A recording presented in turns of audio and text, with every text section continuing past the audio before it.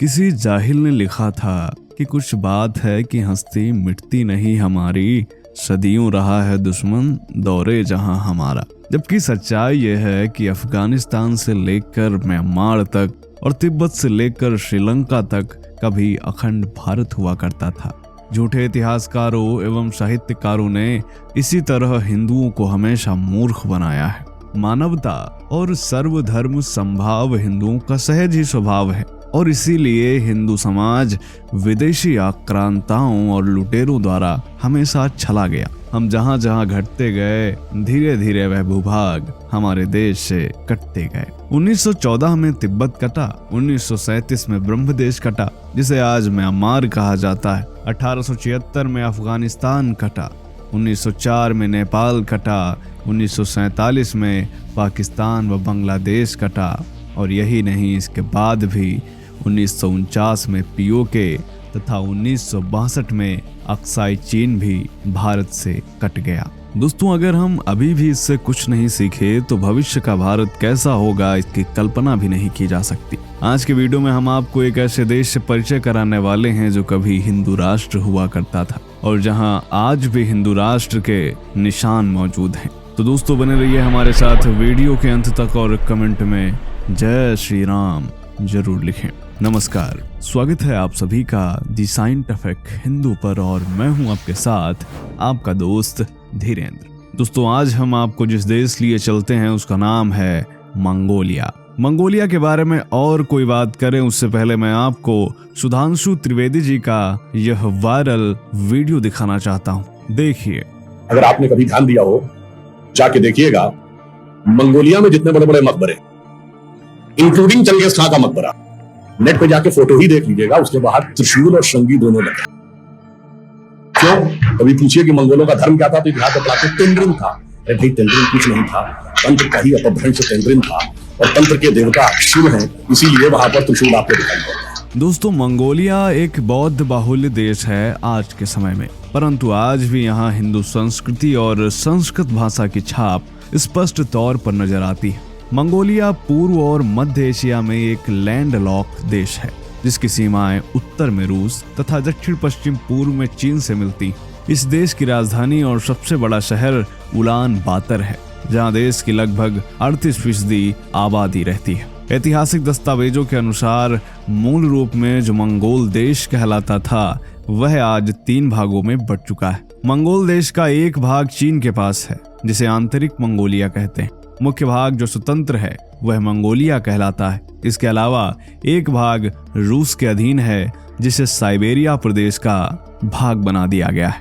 दोस्तों, मंगोलिया की राजधानी उलान बातर का शाब्दिक अर्थ है लाल बहादुर।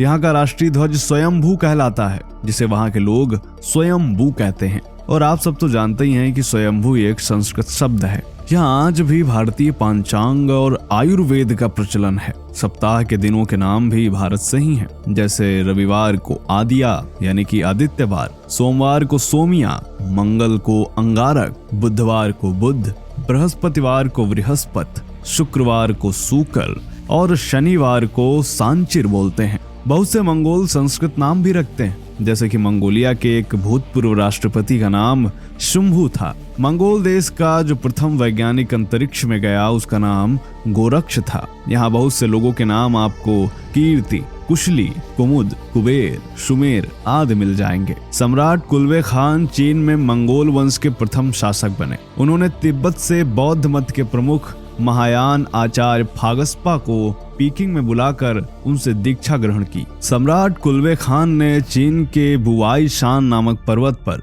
मंजू श्री देवी का विशाल मंदिर बनवाया। इसके अलावा उन्होंने चीन के विश्वविख्यात महादीवार के पश्चिमी द्वार पर उष्णीश विजयाधारणी नामक संस्कृत मंत्र लिखवाया और यह मंत्र है ओम नमो भगवते आर्य समंत विमलोषणीश विजयाय। यह मंत्र सबसे ऊपर संस्कृत में, फिर तिब्बती में और फिर मंगोल और चीनी लिपियों में लिखा गया है। मंगोलिया में सैकड़ों छोटे छोटे बौद्ध विहार बने हुए हैं। यहाँ भी बताते चले कि मंगोलिया में खान सरनेम का मतलब ये नहीं है कि वे मुसलमान हैं।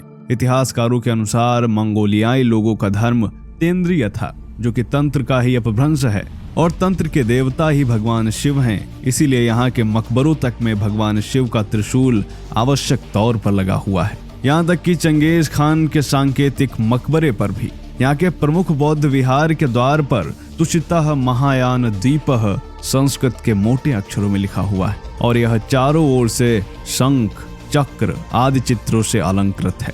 जिसे आज मंगोलिया कहा जाता है, वह कभी घुमंतू साम्राज्यों के द्वारा शासित किया गया। इन साम्राज्यों में सियोंग्रू, शियानबे, रोरन, गोतुर्क आदि शामिल हैं। वर्ष 1206 में चंगेज खान द्वारा मंगोल साम्राज्य की स्थापना की गई, लेकिन युआन राजवंश के पतन के बाद मंगोल अपने पुराने रहन सहन पर लौट आए। 16वीं और 17वीं शताब्दी में मंगोलिया तिब्बती बौद्ध धर्म के प्रभाव में आया और 17वीं शताब्दी के अंत में मंगोलिया के अधिकांश क्षेत्र में किंग राजवंश का शासन हो गया। 1911 में किंग राजवंश के पतन के बाद मंगोलिया ने स्वतंत्र राष्ट्र की घोषणा की, लेकिन 1921 तक स्वतंत्रता स्थापित करने और 1945 तक अंतर्राष्ट्रीय मान्यता हासिल करने के लिए मंगोलिया को संघर्ष करना पड़ा। इसके बाद 1989 में पूर्वी यूरोप में कम्युनिस्ट शासनों के टूटने के बाद मंगोलिया में 1990 में लोकतांत्रिक क्रांति हुई, जिसके वजह से बहुदलीय व्यवस्था स्थापित हुई और 1992 में यहाँ का नया संविधान बना, जिसके बाद यह देश बाजार और अर्थव्यवस्था की ओर अग्रसर हुआ। जिस चंगेज खान को पूरी दुनिया में एक क्रूर राजा माना जाता है, उस चंगेज खान का नाम मंगोलिया में आज भी आदर के साथ लिया जाता है। हालांकि भारत के लिए भी चंगेज खान एक क्रूर शासक ही था। चंगेज खान ने मंगोल जातियों को संगठित करके एक बहुत बड़े साम्राज्य की स्थापना की। यह साम्राज्य चीन, रूस, पूर्वी यूरोप तक मध्य एशिया तक फैला हुआ था। मंगोल इतिहास में वर्णन है कि 6ठी शताब्दी में नरेंद्र यशसम और शाक्य वंश मंगोलिया आए थे। वे अपने साथ बौद्ध सूत्र ग्रंथ और मूर्तियां लाए थे। यहाँ 6ठी शताब्दी में ही बौद्ध मत का प्रचार आरंभ हुआ और निरंतर होता रहा। भारत से धर्माचार्य मंगोलिया जाते रहे और मंगोल धर्मपरायण लोग ज्ञान की तलाश में भारत आते रहे और यह क्रम लगातार 17वीं शताब्दी तक चलता रहा। दोस्तों, यहाँ एक बात और स्पष्ट करना जरूरी है कि आजकल बौद्ध धर्म के 2 रूप नजर आते हैं। पहला है तिब्बती बौद्ध धर्म, जो कि चीन और मंगोलिया में ज्यों का त्यों है और यह हिंदू धर्म की ही एक शाखा है। परंतु भारत में जो कुछ तथाकथित बौद्ध दिखाई देते हैं, वास्तविक तौर पर वह बौद्ध नहीं है। सभी बौद्ध शाकाहारी हैं, परंतु भारतीय बौद्ध शाकाहारी नहीं है। इसके अलावा थाईलैंड, चीन, मंगोलिया आदि देशों के बौद्ध हिंदू धर्म या हिंदू देवी देवताओं के विरोधी नहीं है, जबकि भारतीय बौद्ध खुले मंचों से हिंदू देवी देवताओं तथा हिंदू धर्म का अपमान करते हैं। तिब्बती बौद्ध धर्म और भारत में तथाकथित बौद्ध धर्म में जमीन आसमान का अंतर है। इसीलिए यह कहना गलत नहीं होगा कि भारत में बौद्ध धर्म की आड़ में किसी दूसरे धर्म का प्रचार प्रसार किया जा रहा है। तो दोस्तों, आज हमने बात की मंगोलिया के बारे में। आपको वीडियो कैसा लगा कमेंट करके जरूर बताएं। मिलते हैं आपसे अगले वीडियो में, तब तक के लिए जय हिंद, जय भारत, वंदे मातरम।